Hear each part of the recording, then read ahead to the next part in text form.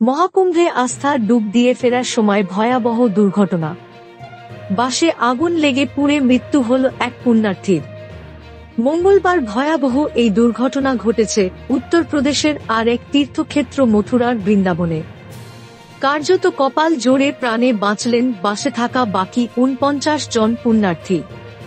Police তরফে জানা যাচ্ছে, প্রয়াগরাজে মহাকুম্ভে পুণ্যস্নানের পর ৫০ জন যাত্রীকে নিয়ে তেলেঙ্গানায় ফিরছিল বাসটি। পথে মথুরার বৃন্দাবনে কোনোভাবে আগুন লেগে যায় বাসে। স্বাভাবিকভাবেই আতঙ্ক চরম আকার নেয়। ভয়ঙ্করভাবে জ্বলতে থাকা বাসের আগুন নেভাতে খবর দেওয়া হয় দমকলকে।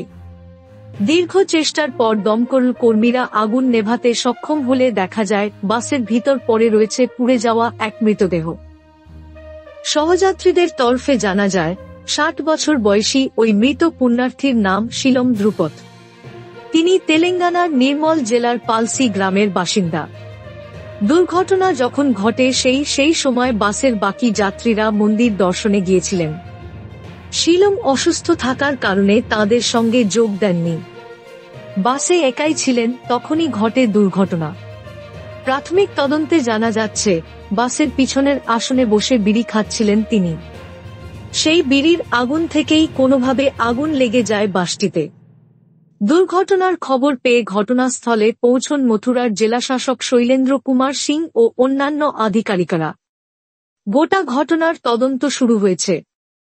বিড়ি থেকে আগুন লেগেছে নাকি ঘটনার পিছনে অন্য কোনো কারণ রয়েছে তা খতিয়ে দেখা হচ্ছে। Thank you so much for watching our videos. Please do like, share, and subscribe our channel.